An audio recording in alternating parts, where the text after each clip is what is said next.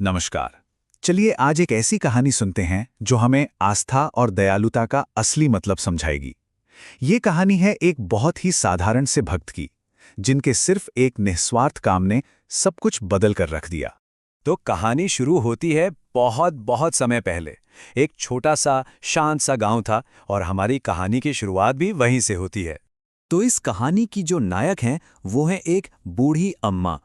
वो इतनी गरीब थीं कि उनके पास कुछ भी नहीं था, लेकिन एक चीज थी जो उनसे कोई नहीं छीन सकता था, और वो थी उनकी भक्ति।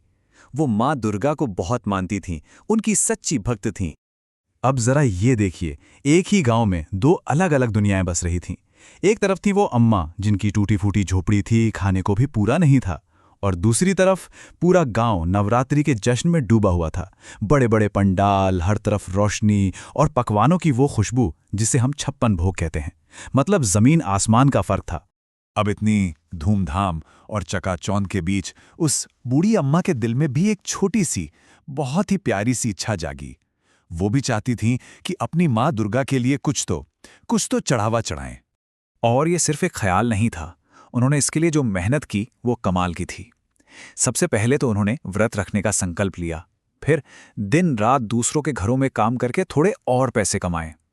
उन पैसों से थोड़ा सा चावल, थोड़ा सा गुड़ जमा किया, और फिर पूरे प्यार और श्रद्धा के साथ उन्होंने माँ के भोग के लिए खीर बनाई। पर एक दिक्कत थी, उनके कपड़े पुराने और फटे हुए थे, तो उन्हें बड़े बड़े मंदिरों में उस भीड़ में जाने में थोड़ी झिझक हो रही थी। तो उन्होंने क्या किया, उन्होंने अपनी ही झोपड़ी के एक कोने को मंदिर बना लिया। मिट्टी से एक छोटी सी वेदी बनाई और वहीं पर माँ को याद किया। सब कुछ तैयार था, वो बस देवी माँ को भोग लगाने ही वाली थीं कि तभी उनकी भक्ति की असली परीक्षा का समय आ गया। एक ऐसा इम्तिहान जिसके बारे में उन्होंने सोचा भी नहीं था। हुआ ये कि अचानक से दरवाजे पर एक छोटी सी बच्ची आ खड़ी हुई और उसने बड़ी ही मासूमियत से अम्मा से कहा, दादी मुझे बहुत जोरों की भूख लगी है, क्या खाने के लिए कुछ है? बस इसी सवाल ने अम्मा को एक बहुत बड़ी दुविधा में डाल दिया।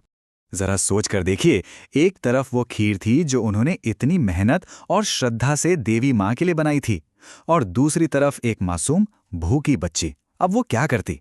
अपनी पूजा पूरी करती या एक भूखे पेट को भरती? ये सवाल भक्ति और इंसानियत के बीच का था। और जानते हैं उन्होंने क्या चुना? उनका माँ का दिल। वो पिघल गया। उन्होंने एक सेकंड भी नहीं सोचा और अपनी बनाई हुई सारी की सारी खीर उस बच्ची को अपने हाथों से खिला दी। बच्ची ने पेट भर के खीर खाई, एक प्यारी सी मुस्कान दी, और फिर वो अचानक कहीं गायब हो गई। तो अब सवाल ये था कि इस काम का, इस निस्वार्थ भाव का फल क्या मिला? इसका जवाब उन्हें अगली सुबह मिला। जब अगली सुबह अम्मा की आंख खुली तो उन्हें अपनी आंखों पर यकीन ही नहीं हुआ। जहां कल रात एक टूटी फूटी झोपड़ी थी, वहां आज एक खूबसूरत घर खड़ा था। वो मिट्टी का बर्तन सोने के सिक्कों से भरा हुआ था, और पूरा घर अनाज और खाने पीने की चीजों से भर गया था। ये सचमुच किसी चमत्कार से कम नहीं था। अब ये सब देखकर तो पूरे गांव वाले हैरान परेशान हो गए। हर कोई यही सोच रहा था कि भाई ये हुआ कैसे? और तभी आसमान से एक आवाज गूंजी, एक आकाशवाणी हुई जिसने इस पूरे चमत्कार का राज खोल दिया।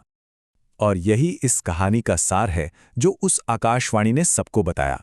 आवाज आई, देवी दुर्गा को बड़े बड़े महल या 56 भोग नहीं चाहिए। वो तो बस सच्चे और निस्वार्थ प्रेम की भूखी हैं। वो प्रेम जो किसी जरूरतमंद की भूख मिटाने में दिखता है, वही सच्ची पूजा है। तो ये कहानी हमें एक बहुत ही गहरे सवाल के साथ छोड़ जाती है कि आखिर सच्ची भक्ति है क्या? क्या वो सिर्फ मंदिरों में पूजा पाठ और रस्मों रिवाजों तक ही सीमित है, या फिर किसी भूखे को खाना खिलाने जैसे छोटे से काम में भी ईश्वर बसते हैं? शायद सच्ची भक्ति का रास्ता इंसानियत से होकर ही जाता है।